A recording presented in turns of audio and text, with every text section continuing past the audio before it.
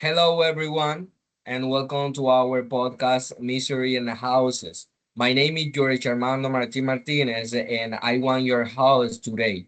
In this episode, we are going to talk about one of the most fascinating mystery in the human history, the love theory of Atlantis. The topic has inspired explorers, science, and even filmmakers for centuries. Some people believe that Atlantis was a real place, while others think it was just a history. Today, my team and I are going to share different theories about what could have really happened to the mystery city. Joining me today are Manuel Enrique, and Manuel Alejandro. Let's get started.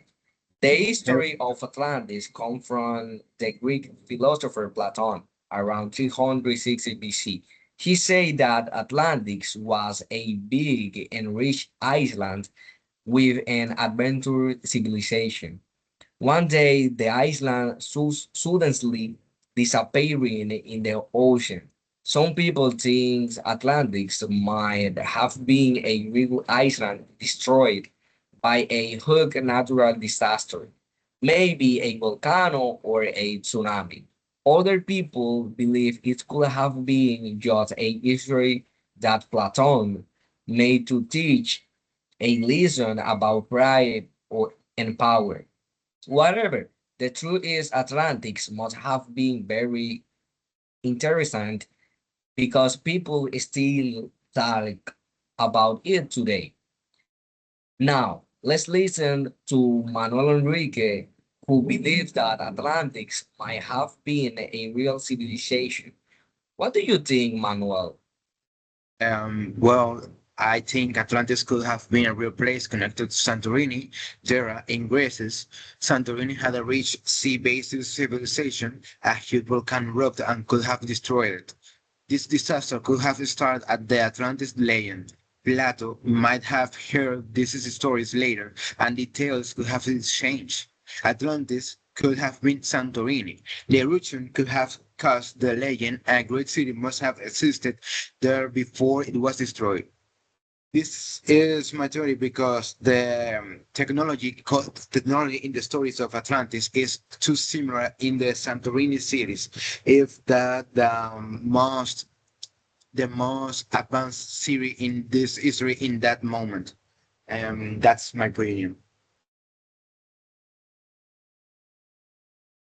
Okay, continue, Manuel. Thank you, George. Well, in my opinion, Atlantic might not have been a real place at all. Platon could have created the stories as a symbol of human pride and moral decay. According to many historians, he used the day to teach the societies that become too greedy or arrogant are destined to fall. For example, Plato might have writing about Atlantis to warn people about the dangers of power and corruption. It could have represented his idea of a perfect society that was destroyed because of moral weakness. In fact, many philosophers believe the people must have misunderstood his messaging and taken the stories literally, as if Atlantis had actually existed somewhere in the ocean. So, to me, the stories Atlantis might have been more about ethics and wisdom than about geography. Thank you. Thank you, Manuel. Continue, Manuel. Okay. Well, thank you. Um, in recent years, some research has suggested that Atlantis could have been more located in the American or the Excuse me, Caribbean. Manuel.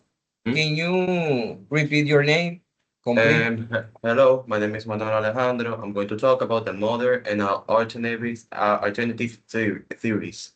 In recent years, some research has suggested that Atlantis could have been located in the Americas or the Caribbean instead of Europe.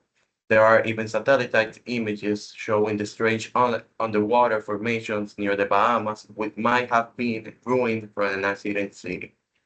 Many people online, even in Reddit, discovered possible remains from under Atlantic Ocean close to the so-called that is Bimini Road.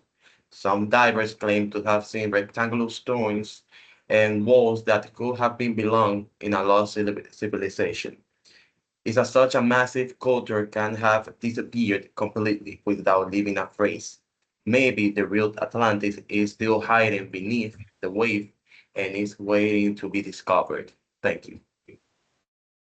Okay, thank you very much, everyone, for sharing your theories and idea about the loose theory of Atlantic.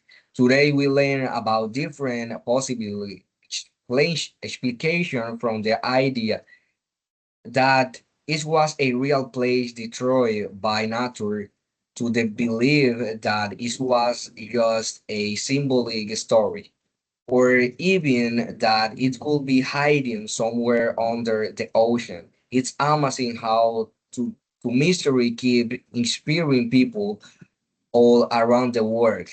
I want to thank Manuel Enrique, Emmanuel, and Manuel Alejandro for being a part of the interesting conversation.